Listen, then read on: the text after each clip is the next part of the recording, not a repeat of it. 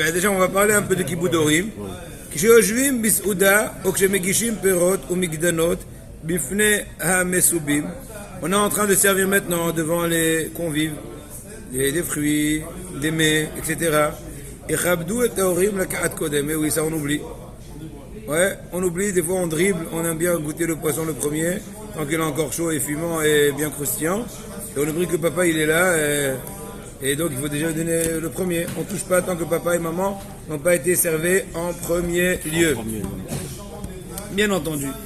Et ensuite, le restant des gens de la maison pourront se servir. Oulam. Des fois la maman elle dit ça me gêne. Ok, attends, ce soir 6h30 6h30 Oui. Neder. Bon, Khaba. Oulam, Imaem, l'ono ahlash yamtinoula. Si la maman dit ça me gêne, vous allez m'attendre, ça va refroidir. Le temps que je charge tout le monde, le temps que je finis la petite salade là-bas. Donc là, retsono zekvodo, on dit en hébreu, sa volonté, son honneur. Ça me fait plus plaisir que tu manges, tu dégustes et tu dis, et tu profites de ce que j'ai peiné à préparer. Et moi, je mangerai un peu plus tard. Une fois tout. Mais etc. Oui, vas-y. Il y a les deux, le mari et la femme, ils ont leurs parents, les deux ils ont leurs parents, les deux parents à la maison. D'accord. Il y a une priorité dans les deux ou pas? C'est sûr que tes parents à toi, par exemple, passent avant ton beau-père. Ah. Donc tes parents à toi, ensuite ton beau-père. Maintenant, il faut être hacham. Peut-être que ta femme va s'occuper de ses parents et toi de tes parents, etc. Il faut être beaucoup de hormones dans ça parce que Rabotaï, n'oublions pas que les parents, comme toute personne, forcément les parents qui ont donné toute leur vie pour nous, ils sont très sensibles. Donc toutes ces nuances-là, il faut avoir beaucoup de diplomatie. D'accord? בכל פעם שעומדים ההורים והבן בפתח, צריך הבן לכבד את הוריו ושייכנסו קודם. Papa, un enfant se trouve avec ses parents au seuil d'une porte. Il faut qu'il honore ses parents en premier lieu, c'est eux qui vont, comment dirais-je, passer le seuil. Ouais, franchir le seuil. Franchir le seuil. Vouadin ka'asher ha'av ve'aben omdim bepetah bet hakneset. C'est la même chose aussi quand on s'apprête, papa et moi par exemple, à franchir le seuil du bet knesset. Hier, je me suis mis à réfléchir, je me suis rappelé l'époque où mon père à la Vachalom, il venait passer les vacances long, en août, en juillet, août. Et bon, il se réveillait plus tôt que moi. Il est déjà tout prêt parce qu'il savait que moi j'étais comme un robot.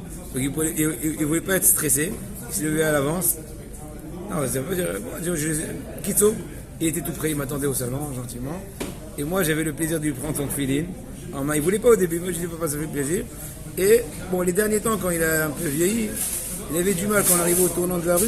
Il avait du mal à faire le tournant parce que c'était un tournant un peu pointu et avec une légère petite montée. Il me dit, donne-moi la main, tire, trac. Je me suis souvenu de cette scène-là et j'ai dit, qui aurait pu mettre en mal mon père? Je suis prêt à pas le tirer, faire tout ce qu'il veut. Pour ça, à nous de profiter de nos parents. Et de donner le maximum, de profiter chaque instant. Et voilà. Bon, en tout cas, maintenant continuons. Et donc aussi quand on s'apprête papa et moi à franchir le seuil du Bet HaKnesset, eh ben il faut donner l'honneur à papa en premier lieu. Vimikanes av kodem, si le papa est rentré avant, yafsida ben et ma'ala liyot mitor asar rishonim Bet HaKnesset b'chol zot.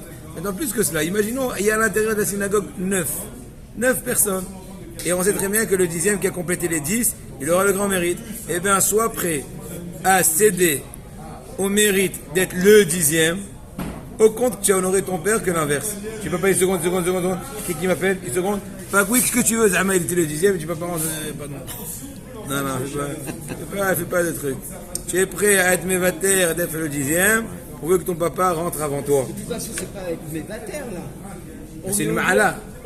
Non, c'est le kavod qu'on donne à il veut dire comme ça. Tu veux dire une autre idée. Tu veux dire que puisque maintenant dans le pont où je me trouve, au niveau de préséance, c'est mon père qui rentre avant, donc il n'y a plus de compte. D'accord.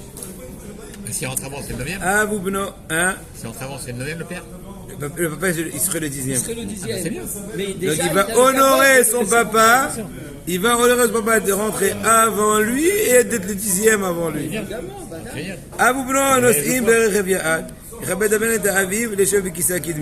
Si tu voyages avec ton papa en voiture, Imaginons un taxi, par exemple, vous avez commandé un taxi, tu vas honorer ton papa de s'asseoir dans la place d'avant.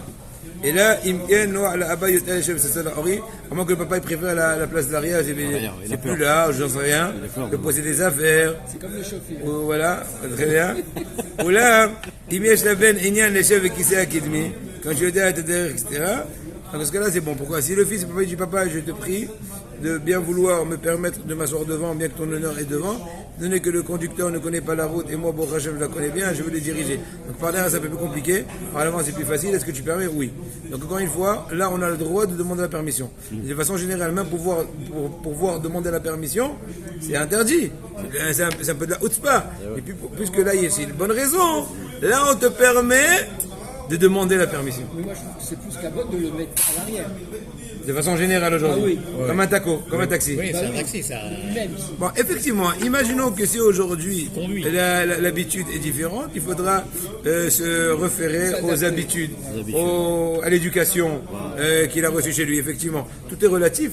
Parce que, c'est vrai que je me souviens, j'avais vu une vidéo où Baba Saleh il rentrait dans la voiture, il rentrait devant, à côté du conducteur, c'est vrai. Ah, voilà, kavod. Kavod. Voilà, un exemple. Ben Anichnas dira, parce qu'il a une autre raison, tu veux diriger la route. Ben Anichnas dira Adasha, אין צריך שיכבד אביו בקביעת המזוזות, אלא יברר ויקבע בעצמו שכיוון שנמצאת קביעת מזוזה היא על בעל הדירה, הרי מצווה בו יותר שועה. Il y a une halakha qui s'appelle dans la Gemara, mitzvah bo yotem beshto'o.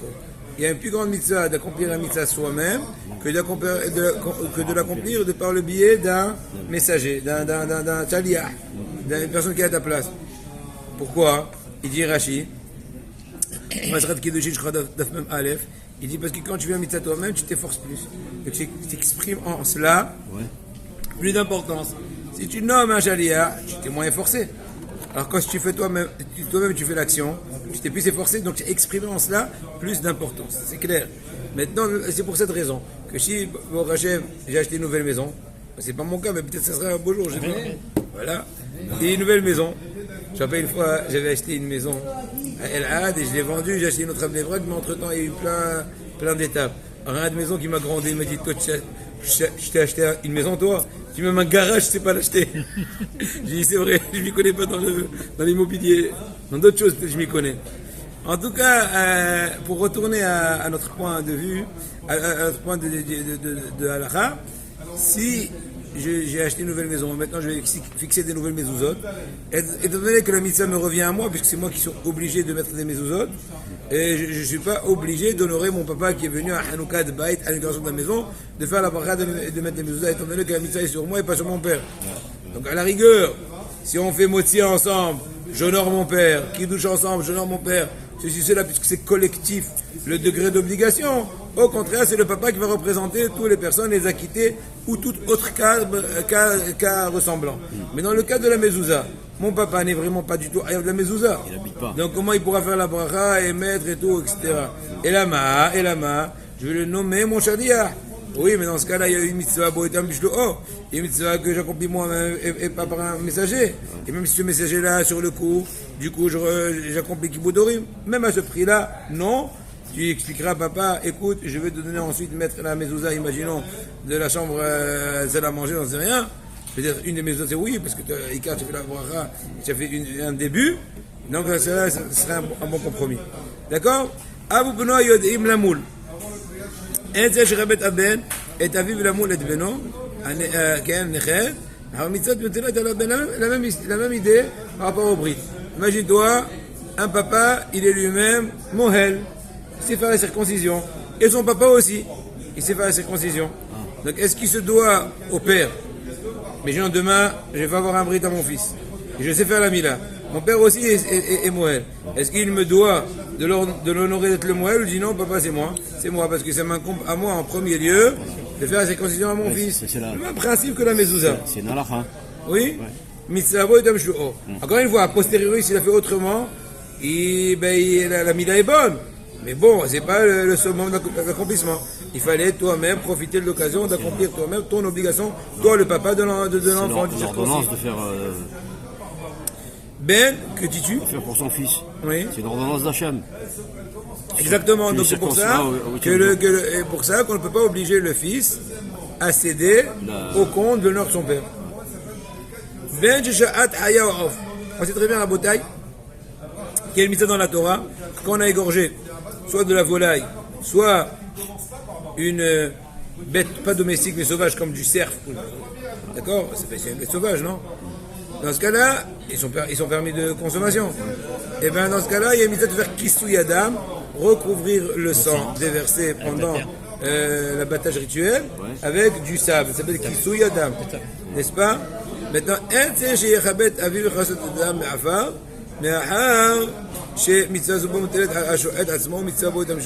le même principe qu'on est en train de revoir maintenant encore une fois. Si moi j'aurais égorgé, imaginons, un poulet pour les caparottes et je suis chouette, est-ce que je dois honorer mon papa de faire kissouy adam?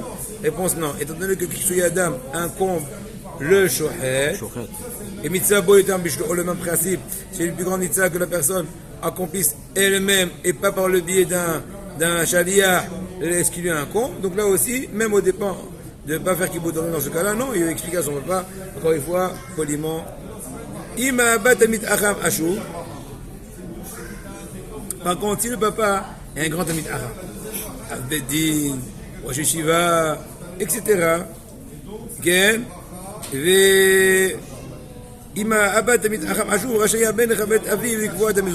peux quand même te permettre d'honorer ton papa, c'est lui qui va fixer la mezouza. Encore une fois, après l'avoir nommé en tant que ton messager, parce qu'autrement si tu ne l'as pas nommé, tu peux faire la bracha, parce qu'il n'a pas d'obligation, il n'habite pas ici, donc il n'a pas d'obligation de mettre une mezouza. Mais une fois que je l'aurais nommé représentant mon obligation, je pourrais l'honorer. L'amour et Beno, c'est la même chose.